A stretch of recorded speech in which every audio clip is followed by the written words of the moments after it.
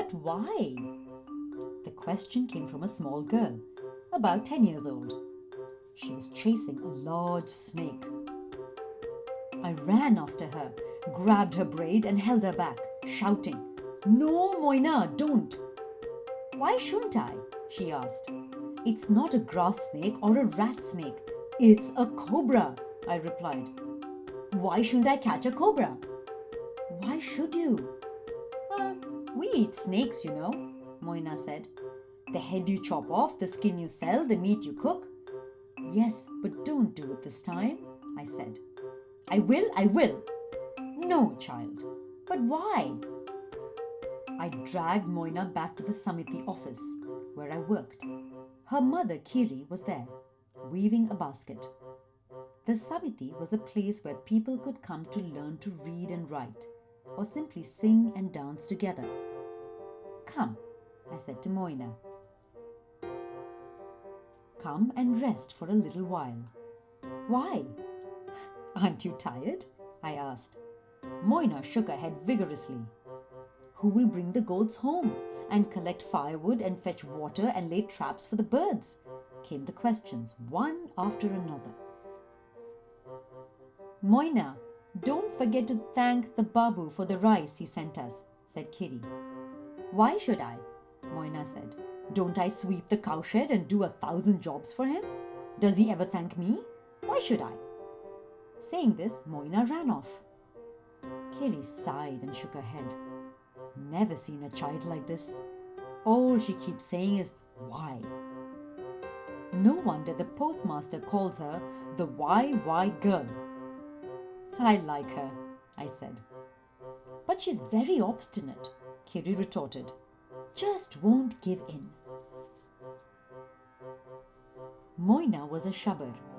The Shabars were a poor tribal group and they owned no land. But nobody complained. Only Moyna's questions went on and on. "Why do I have to walk so far to the river to fetch water? Why do we live in a leaf hut? Why can't we eat rice twice a day?" Moyna tended the goats of the village landlords or babus, but she was neither humble nor grateful. She did her work and came home in the evening. "Why should I eat their leftovers?" she would say. "I will cook a delicious meal with green leaves and rice and crabs and chili powder and eat with my family." The Shabars did not usually send their daughters to work, but Moyna's mother had a bad leg and so couldn't walk properly. Her father had gone off to faraway Jamshedpur in search of work, and her brother Goro went to the forest every day to collect firewood. So, Moyna had to work.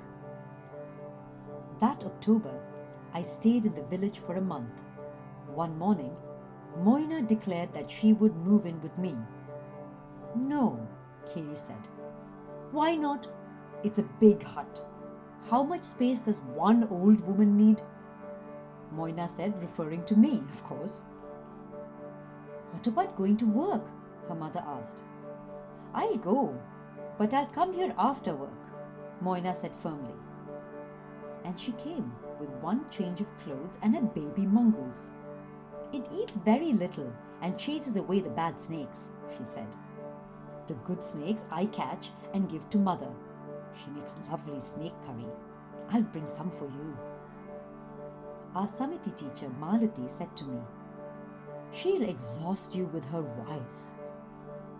What a time I had with Moyna. "Why do I have to graze the babu's goats? Their boys can do it." "Why can't fish speak? Why do stars look so small if many of them are bigger than the sun?" One night she asked me, "Why do you read books before you go to sleep?" "Because books have the answers to your whys," I replied. And for once, Moyna was silent. She tidied the room, watered the flowering tree, and fed fish to the mongoose. Then she came up to me and said, "I will learn to read and find the answers to my questions." When Moyna grazed the goats, she told the other children all that she had learned from me. Many stars are bigger than the sun, but they live far away, so they look small. The sun is nearer, so it looks bigger. The fish do not speak like us. They have a fish language, which is silent. The earth is round, did you know that? When I returned to the village a year later, the first thing I heard was Moyna's voice. Why is the school closed? She challenged Malati as she entered the Samiti's school, dragging along a bleating goat. What do you mean, why? Asked Malati. Why shouldn't I study too? Asked Moyna. Who's stopping you? But there's no class. School is over for the day, Malati pointed out. Why? Because, Moyna, I take class from 9 to 11 in the morning, said Malati. Moyna stamped her foot and said, Why can't you change the hours? I have to graze the goats in the morning. I can come only after 11. If you don't teach me, how will I learn? I will tell the old lady that none of us goat herds and cow herds can come if the hours are not changed.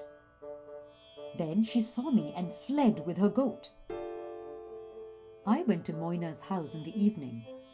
Nestling close to the kitchen fire, Moyna was telling her little sister and elder brother, You can cut one tree and plant another two. You wash your hands before you eat. Do you know why? You'll get stomach pain if you don't. You know nothing. Do you know why?